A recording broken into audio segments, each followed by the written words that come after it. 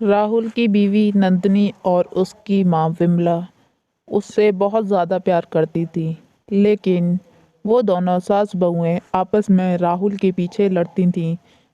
नंदिनी भी चाहती थी कि राहुल उसके पास रहे और विमला भी। सुनिए जी, आप मेरे साथ मेरे मायके चलिए, मैं आपका वहाँ खूब ख्याल रखूंगी। और वैसे भी यहाँ रखा ही क्या है, आप यहाँ परेशान ही तो होते हैं। राहुल अक्सर अपनी बीवी और माँ की वजह से बहुत ज़्यादा परेशान रहता था, क्योंकि वो किसी की भी साइड नहीं ले सकता था। एक तरफ बीवी थी और माँ। राहुल के पीछे लड़ाई करना सास बहुओं का रोज का सा किस्सा हो गया था। कोई दिन भी ऐसा ना जाता जिस दिन सास बहुएं राहुल को लेकर लड़ाई नहीं करती। इसमें नुकसान तो सिर्फ राहुल का ही था। बेटा राहुल, मैंने सुना है तेरी पत्नी तुझे अपने मायके ले जाने की सोच रही है। बेटा उसकी बातों में मत आ जाना। वो एक नंबर की तेज है, मैं उसे बहुत अच्छी तरीके से जानती हूँ। तू मेरा प्यारा बेटा है ना, तू यहीं रुकेगा ना। राहुल अपनी माँ की बातों को सुनता रहता है, क्योंकि वो जानता था ये कोई नई बात नहीं जो माँ उसको अपनी तरफ खींच रही हैं। राहुल उनकी बात सुनकर वहाँ से जाने लगता है और विमला खामोशी से खड़ी वहाँ ये सब देखती रह जाती है। उसे लगता है कि मेरा बेटा अब मेरी बहू की तरफ खिंचा जा रहा है, मैं उसे ऐसा नहीं करने दूंगी। उसी शाम फिर सास बहुएं फिर लड़ने लगती हैं। माँ जी, आप राहुल जी को क्या कहने की कोशिश कर रही थी कि वो मेरे साथ मेरे मायके न जाए? आपको क्या लगता है माँ जी? अरे मुझे क्या लगता है वो छोड़, मुझे तेरी पता नहीं है। तू मेरे बेटे को मुझसे दूर करना चाहती है और मैं ये तेरा ख्वाब कभी पूरा नहीं होने दूंगी। मेरे जीते जी तो बिल्कुल नहीं। भूल जाना बहू, मेरा बेटा मेरा ही रहेगा। अगले दिन राहुल अपनी बीवी नंदिनी को समझाते कहता है। नंदिनी, तुम ऐसा क्यों करती हो? अरे, मैं और मेरे लिए तुम दोनों अलग अलग थोड़ी ना हो। यूं ही दिन बीतते चलते हैं, लेकिन राहुल के घर में उनकी माँ और उसकी बीवी उसके बंटवारे में लगी रहती हैं। उन्हें ऐसा लगता है कि जैसे राहुल को आधा आधा छीन लिया जाए। अरे, तुम लोगों का महायुद्ध खत्म हो गया हो तो मेरी तरफ भी कोई देख लो। मुझे भूख लगी है, खाना निकाल दो। मुझे पता है तुम लोगों का तो कभी खत्म नहीं होने वाला महायुद्ध। लेकिन राहुल की सारी बातें नज़रअंदाज कर दी जाती हैं। अरे, मैं माँ जी के चक्कर में राहुल जी को खाना पूछना तो भूल ही गई। ये माँ जी के चक्कर में मुझे क्या हो जाता है, कहीं ऐसा ना हो माँ जी की ये भी चाल हो। जब शाम को राहुल थका हारा अपने घर आता है तो उसकी बीवी नंदिनी उसका वही इंतज़ार कर रही होती है। राहुल जानता था ये अब खुद अपने बारे में कुछ कहेगी, इसीलिए। अरे, तुम यहाँ क्यों खड़ी हो? क्या बात है, मैं अंदर ही आता। अरे नहीं, आप वो सुबह नाश्ता नहीं करके गए थे ना? मैं आपसे यही पूछने के लिए खड़ी थी, आप नाश्ता क्यों नहीं करके गए थे सुबह? अरे, कहाँ से करता नाश्ता? तुम दोनों ने लड़ लड़ के जो पूरा घर उठा रखा था। अरे, नाश्ता था दूर, सुबह मैंने चाय तक नहीं पी। आज मुझे यूं ही जाना पड़ा ऑफिस। सुनिए, आप ऐसा क्यों नहीं करते कि आप मेरे साथ मेरे मायके ही चले? मैं कब से कह रही हूँ, यहाँ माँ जी के रहते सहते तो मैं भूल ही जाती हूँ। आप सुबह भी कुछ खा के नहीं गए, मुझे ये रोज़ रोज़ अच्छा नहीं लगता, इसलिए आप मेरे घर चलो। ये कैसी बात कर रही हो नंदिनी? तुम्हें पता है ये मेरा घर है और तुम क्या चाहती हो? क्या मैं वहाँ घर जमाई बन के रहूं? अरे, आप तो बुरा मान गए, कहीं ऐसा तो नहीं माँ जी ने आपसे पहले ही अपने काम की बात कर रखी हो, क्योंकि वो वैसे भी छीनना चाहती हैं आपको। ऐसे ही अगली सुबह। बहू देख, मेरा बेटा मेरे रिश्तेदार के यहाँ शादी में जा रहा है मेरे साथ, तो तू घर पे संभाल लेना। मैं अपने बेटे को अपने साथ लेके जा रही हूँ। अरे ऐसे कैसे अपने साथ आप राहुल जी को ले जाओगी? मेरे साथ वो मेरी मम्मी की यहाँ जा रहे हैं, इसीलिए आप तो रिश्तेदारों की यहाँ ले जाना भूल ही जाओ। वो मेरे पति हैं और मेरे साथ ही जाएंगे। समझ में आई मम्मी जी? अरे मेरा पति, मेरा पति, मेरा पति क्या कर रही है ये?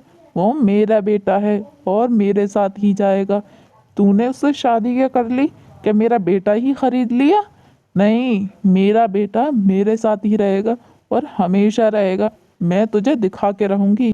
इन दोनों ने तो हद ही कर रखी है। मेरा पति, मेरा पति, मेरा बेटा।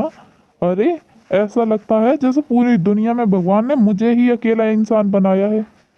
राहुल ऐसा कहकर वहाँ से चला जाता है क्योंकि वो अपने घर से बहुत ज़्यादा परेशान हो जाता है। ना तो उसकी माँ को उसकी फिक्र थी, ना बीवी को। राहुल अपने ऑफिस में पहुँचता है। अरे क्या बात है यार, तू इतना ज़्यादा दुखी क्यों लग रहा है? क्या हुआ? घर में कोई बात हुई है क्या? अरे क्या बात होगी? बात और परेशानी तो मेरी माँ और बीवी ही है जिन्होंने मुझे दुखी कर रखा है। आए दिन मेरे लिए वो दोनों ऐसे लड़ती हैं जैसे कोई जंगली बिल्लियां हो। समझ नहीं आता क्या करूं। उन दोनों को कैसे सब बताऊं कि मैं भी इंसान हूं। अरे तू ये काम क्यों नहीं करता? तू अपना किडनैप करा ले। तेरे किडनैपिंग की बात सुन के तेरी माँ और बीवी एक हो जाएंगी। अरे तू दोस्त है या दुश्मन? मैं तुझसे अपनी परेशानी का हल मांग रहा हूँ और तू मुझे परेशानी में डाल रहा है। अरे अरे नहीं नहीं, तू गलत समझ रहा है। मेरा मतलब वो नहीं है। मेरा मतलब ये है कि तू कुछ दिनों तक अंडरग्राउंड हो जा और मैं तेरे घर पे खबर पहुंचा दूंगा कि तेरा किडनैप हो चुका है। इससे तेरी बीवी और तेरी माँ तेरे लिए एक हो जाएंगी और हो सकता है शायद वो अपना झगड़ा बुलाकर तुझे ढूंढना भी साथ चालू कर दें। इससे उन दोनों का बीच की दरार भी ख़त्म हो जाएगी, उन्हें एहसास हो जाएगा। राहुल को अपने दोस्त की बात समझ आ जाती है और वो रात को घर नहीं आता। अरे, राहुल जी को इतनी लेट हो गया और वो अभी तक घर नहीं आए। क्या हुआ? वो ठीक तो है ना? मैं माँ जी से पता करके देखती हूँ, हो सकता है माँ जी ने ही उन्हें कहीं भेज दिया हो। पूछ के आती हूँ। माँ जी, आज राहुल जी को आने में बहुत देर हो गई। क्या आपने उन्हें कहीं भेजा है, किसी काम से? अगर भेजा है तो बता दें। अरे बहू, मैं क्यों भेजूंगी भला? अरे इतनी रात में मैं अपने बेटे को भेज के क्या परेशान करूंगी? मेरी तेरी तरह आदत नहीं है। ऐसा कर, देखते हैं आता होगा। दोनों सास बहू अपने बेटी का इंतज़ार करने लगती हैं और राहुल का कोई पता ही नहीं होता है। वो दोनों बहुत परेशान थी राहुल के लिए कि तभी राहुल का दोस्त उनके घर आता है, जिसे देख के वो एकदम चौंक जाती हैं और सोचने लगती हैं ये अचानक क्यों घर आए।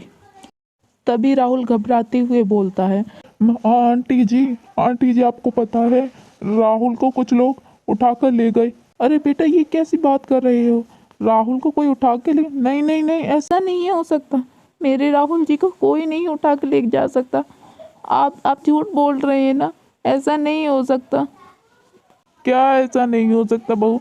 ये सब तेरी ही वजह से हुआ है। तू रोज रोज राहुल के पीछे लड़िया करती थी। ले, आज चला गया मेरा राहुल मुझसे दूर, बस तेरी वजह से। अगर तू ऐसा ना करती तो मेरा राहुल मेरे पास होता। माँ जी, आप तो ऐसा कर रही हैं जैसे आप तो ने कुछ नहीं किया। ये आपकी वजह से हुआ। आप ही सुबह सुबह लड़ती थी। फिर दोनों सास बहुओं की लड़ाई जारी हो जाती है।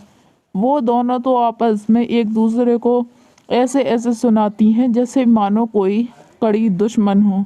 वह अपने आप को सही साबित करने में इतना जुट जाती हैं कि उन्हें राहुल का ख्याल ही नहीं आता।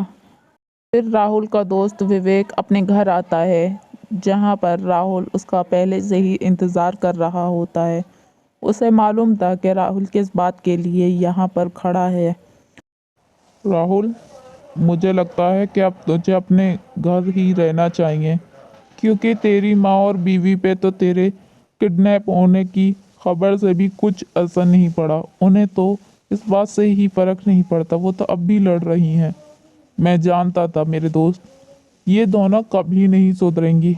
मैं मर भी जाऊं ना तो इन लोगों पे कोई फर्क नहीं पड़ेगा। नहीं, ऐसा मत कह मेरे यार। वो लड़ भी तो तेरे लिए ही रही हैं।